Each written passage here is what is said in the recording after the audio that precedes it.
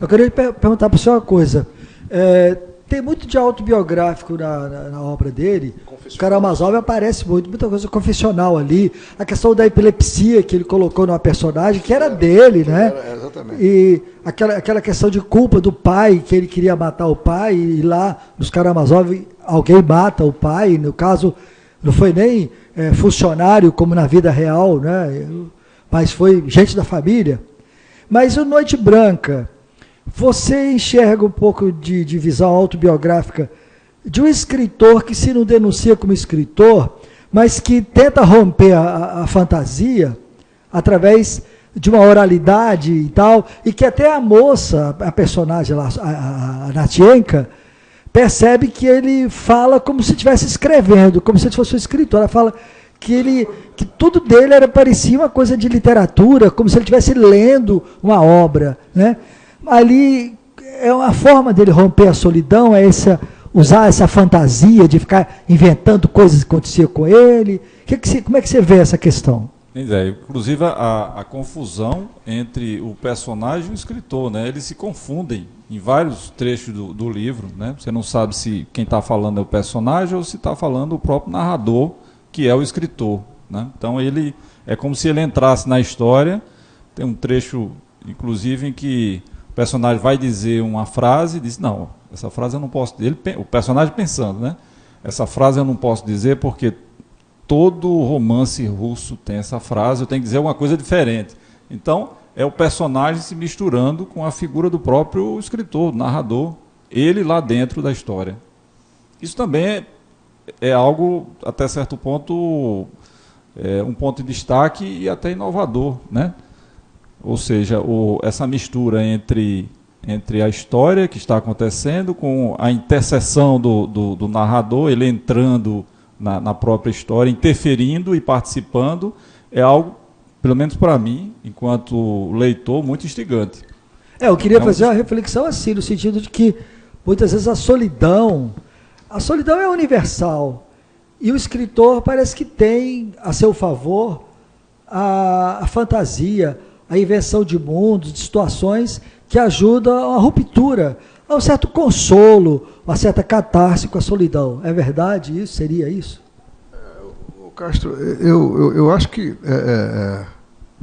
eu acho que o Freud te responderia melhor do que eu, o psicólogo ali.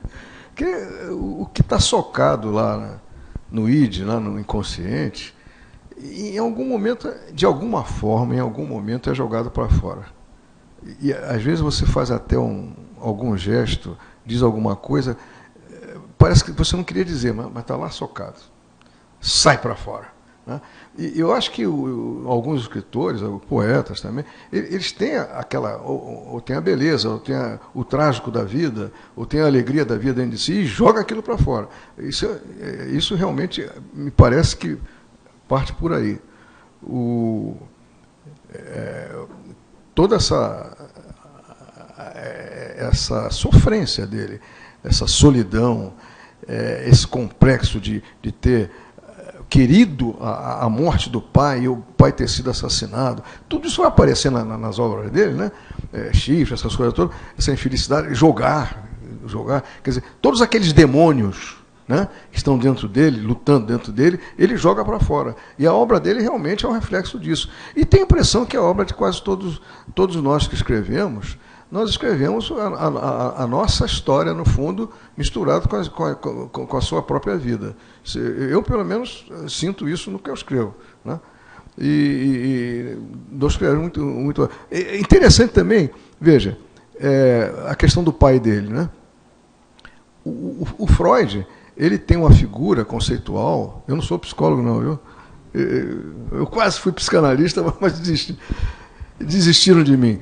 Mas o Freud tem um conceito, uma figura chamada o nome do pai.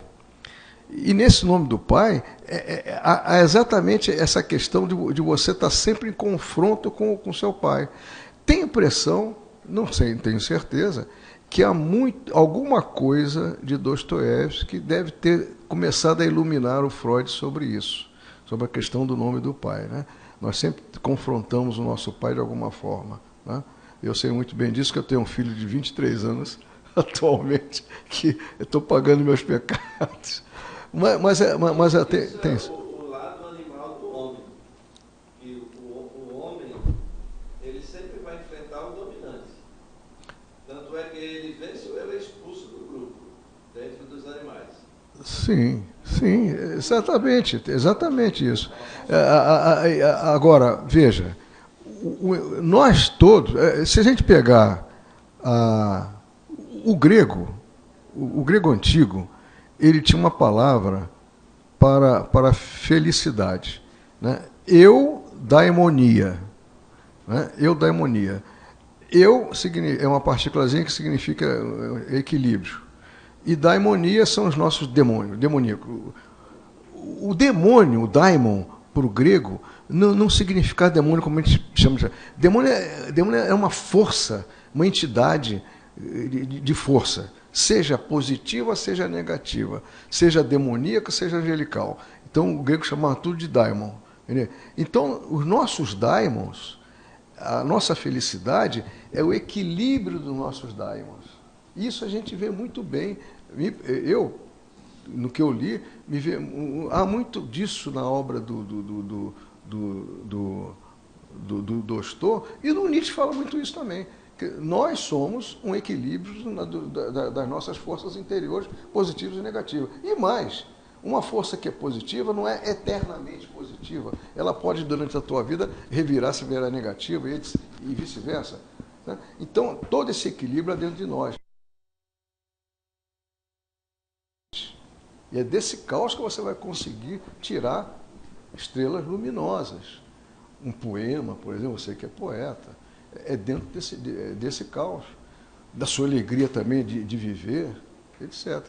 Bom, eu acho, gente, que eu estou colocando aqui para vocês um ponto de vista, vou repetir, de uma pessoa que não é especialista no assunto, eu só gosto de ler Dostoiévski, né?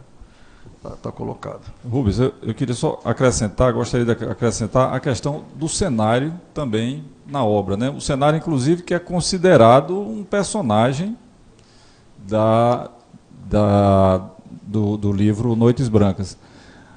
E a questão do cenário me remete um pouco a essa visão do escritor. Então, nós, enquanto escritores, né, que temos algumas manias, principalmente aqui nós temos algumas manias de universalidade, né? Eu quero ser universal, eu quero ser isso, tal. A gente vê na obra que é universal, de Dostoiévski, né? Ele descreveu um cenário que precisa de notas de rodapé. O livro, inclusive, traz excelentes notas de rodapé, né? Descrevendo o que é, porque ele fala do cenário que só eles conhecem, é o cenário do lugarzinho lá de São Petersburgo. Fala do rio, dos canais, de todas as peculiaridades daquele lugar. Eu estou chamando a atenção a isso, porque às vezes a gente pensa que ser universal é falar dos outros lugares, né? O Tolstói já falava, né? Isso. Canta a sua aldeia e seja universal. Canta a sua aldeia. Quando ele está descrevendo esses trechos, para mim foi uma das melhores partes que eu gostei, porque eu conheço São Petersburgo. E é muito... São Petersburgo, nesse lugar que ele está descrevendo o Rio Negro, é como se você estivesse falando do Rio Sena. Aqueles bulevares ao lado do rio e palácios belíssimos, porque São Petersburgo era a capital, era onde ocorria. E é onde está essa mesma arquitetura que tem em Ouro Preto e São João del Rei. É ver aquilo. Prédios belíssimos, um rio belíssimo e bulevares belíssimos. Então, essa questão de tratar o cenário, tanto o cuidado que ele tem na descrição desse cenário, como o cenário ganhando vida, né? O cenário é como se fosse um personagem, uma parte da história.